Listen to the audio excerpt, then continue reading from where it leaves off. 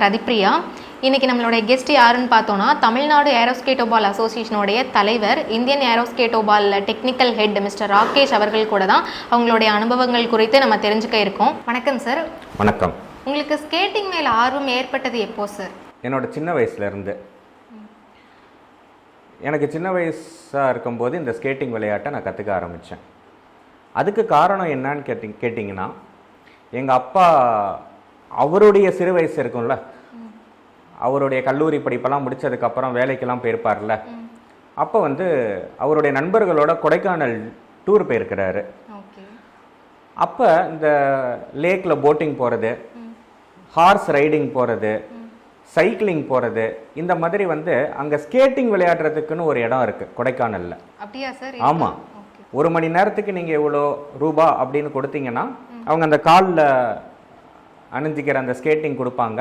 நீங்கள் அந்த ஸ்கேட்டிங்கை பயன்படுத்தி நீங்கள் அங்கே 1 மணி நேரம் இல்லை இன்னொரு 1 ஹவர் நீங்கள் விளையாடணுன்னா இன்னொரு 1 ஹவர் விளையாடலாம். அப்போ எங்கள் அப்பாவால் மட்டும் அதை பணம் கொடுத்து அந்த ஸ்கேட்டை காலில் வாங்கி மாட்டிட்டாரு. ஆனால் விளையாட முடியல, தொப்புன்னு கீழே விழுந்துட்டார்.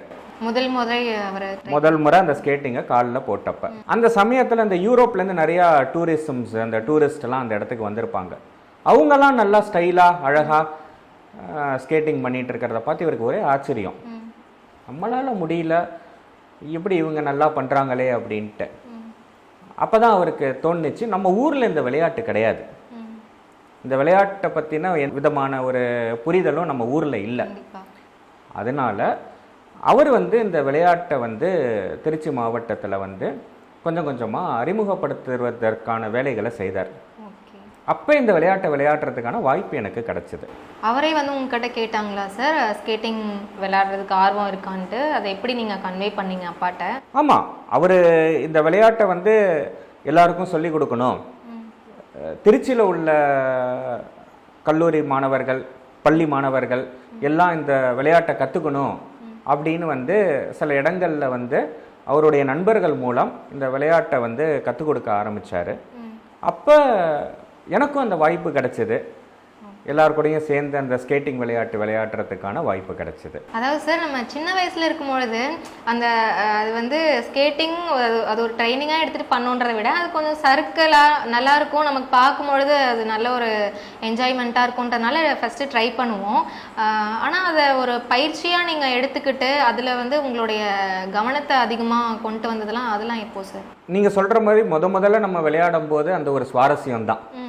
எப்போதுமே இப்போ லைஃப்பில் பார்த்தீங்கன்னா ஒரு வித்தியாசமான விஷயம் நமக்கு ரொம்ப பிடிக்கும். அப்படின்னும் போது அந்த ஸ்கேட்டிங் விளையாட்டுன்றது எனக்கு மட்டும் இல்லை, அந்த பீரியடில் எல்லாத்துக்குமே அது ஒரு வித்தியாசமான விளையாட்டாக இருந்தது. அதனால ஆசையாக அதை விளையாட ஆரம்பித்தோம். அதுக்கப்புறம் கொஞ்சம் கொஞ்சமாக அதை முறைப்படி எப்படி கற்றுக்கணும், அதோட ரூல்ஸ் அண்ட் ரெகுலேஷன்ஸ் எப்படி நம்ம ஃபாலோ பண்ணி விளையாடணும், இந்த ஸ்கேட்டிங் சம்மந்தமாக என்னென்ன போட்டிகள் இருக்குது, அதில் எப்படி நம்ம பார்ட்டிசிபேட் பண்ணலாம், இந்த விஷயங்களையும் என் தந்தை என்ன பண்ணார், கொஞ்சம் கொஞ்சமாக ஸ்டடி பண்ணி அதை எல்லாருக்கும் கொஞ்சம் சர்க்குலேட் பண்ணி அதற்கான வாய்ப்பையும் எல்லாருக்கும் ஏற்படுத்தி கொடுத்தாரு. அப்போ பேரலாக எனக்கும் அந்த வாய்ப்புகள் நிறையா கிடைச்சிது. நீங்கள் அந்தந்த ஏஜில் கிடைச்ச வாய்ப்புகளை நீங்கள் சரியாக பயன்படுத்திக்கிட்டதுனால உங்களுக்கு இந்த சாதனைகள் படைக்கிறதுக்கு உதவியாக இருந்ததோ? கண்டிப்பாக. இந்த மாதிரி முதல்ல நீங்கள் ஸ்கேட்டிங்கில் உங்களுக்கு கிடைச்ச பரிசு என்ன சார்? உங்களுக்கு கிடைச்ச முதல் அங்கீகாரம்னா நீங்கள் எதை நினைக்கிறீங்க? அங்கீகாரன்றது பார்த்தீங்கன்னா வாய்ப்பு. நான் முதல்ல எனக்கு கிடைச்ச அங்கீகாரன்றது அந்த வாய்ப்பை நான் பெருசாக நினைக்கிறேன்.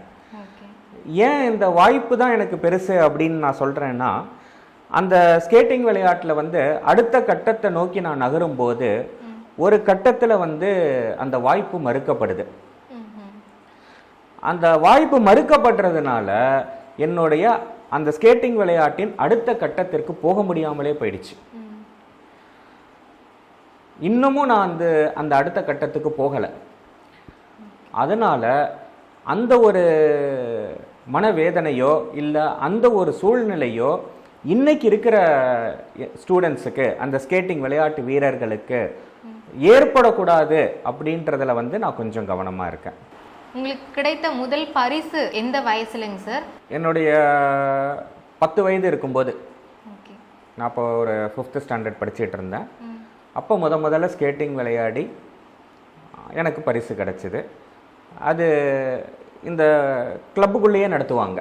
ஓகே. இந்த ஸ்கேட்டிங் விளையாட்டு அமைப்பு இருக்குல்ல, அவங்களே நடத்தி அந்த போட்டிகள் நடத்துவாங்க. அதில் வந்து எனக்கு பரிசு கிடச்சிது. ஸ்கேட்டிங்கில் நான் வாங்கின முதல் பரிசு அதுதான். ஓகே. அதாவது சார், ஸ்கூல் ஸ்டூடெண்ட்ஸ் இப்போ நாங்களாம் எடுத்துக்கிட்டிங்கன்னா ஸ்கூல் போவோம், படிப்போம், அந்த மாதிரி ஒரு சில ரொட்டீன்ஸ் மட்டும்தான் ஃபாலோ பண்ணிட்டு இருந்தோம். ஸோ நீங்கள் வந்து பள்ளி படிப்பையும் எடுத்திருக்கீங்க, அதே சமயத்தில் ஸ்போர்ட்ஸ்லையும் அதுலேயும் பர்டிகுலராக ஒரு சில குறிப்பிட்ட ஒரு இதில் வந்து நீங்கள் சாதனை படிச்சுட்டு வந்திருக்கீங்க. அப்படி இருக்கும் பொழுது நீங்கள் படிப்பையும் விளையாட்டையும் எப்படி பேலன்ஸ் பண்ணி கொண்டு போனீங்க? எனக்கு நேச்சராகவே ஒரு மொனோட்டனஸாக போகிறது பிடிக்காது. ஓகே. ஏதாவது ஒன்று வித்தியாசமாக செய்யணும், அது பயனுள்ளதாக இருக்கணும், அது ஒரு 4 பேரை அட்லீஸ்ட் திரும்பி பார்க்க வைக்கணும். அந்த மனப்பான்மை, அந்த ஒரு எண்ணம் வந்து என்னுடைய சைல்டுஹுட்லேருந்தே எனக்கு இருக்குது. இதை நான் கற்றுக்கிட்டதும் எங்கள் அப்பா கிட்டேருந்து தான். அதனால தான் வந்து என்னால் வந்து படிப்பு பேரலாக இந்த வித்தியாசமான விளையாட்டு ரெண்டுத்துலேயுமே என்னால் கவனம் செலுத்த முடிஞ்சுது. நீங்கள் சொல்லும் பொழுது நிறைய இடத்துல தெரியுது, பல இடங்களில் வந்து உங்களுக்கு அப்பா தான் நிறைய ஒரு இன்ஸ்பிரேஷனலாக இருந்திருக்காருன்னு தோணுது. அப்பா கிட்ட உங்களுக்கு ஈர்த்த ஒரு சில விஷயங்கள் பற்றி எங்க கூட ஷேர் பண்ணிக்க முடியுமா சார்? கண்டிப்பாக. எங்கள் அப்பா பார்த்திங்கன்னா திருச்சியில் உள்ள பாரத மிகுமின் தொழிற்சாலையில் ஒரு கடைநிலை ஊழியராக வேலை சேர்றாரு. அவரோட உழைப்பு மட்டுமே அவரை அடுத்தடுத்த கட்டத்துக்கு உயர்த்தி இறுதியாக ஒரு சீஃப் மாஸ்டர் டெக்னீஷியன் என்ற அளவுக்கு அவருடைய கெரியர் உயர்ந்திருக்கு. அவர்கிட்ட நான் கற்றுக்கிட்ட விஷயங்கள் என்னன்னு கேட்டிங்கன்னா, நான் இப்போ கொஞ்ச நேரத்துக்கு முன்னாடி உங்ககிட்ட சொன்ன மாதிரி ஒரு விஷயத்தை பார்ப்பார், அந்த விஷயத்துடைய தன்மைகளை அவர் வந்து புரிஞ்சுக்குவார்.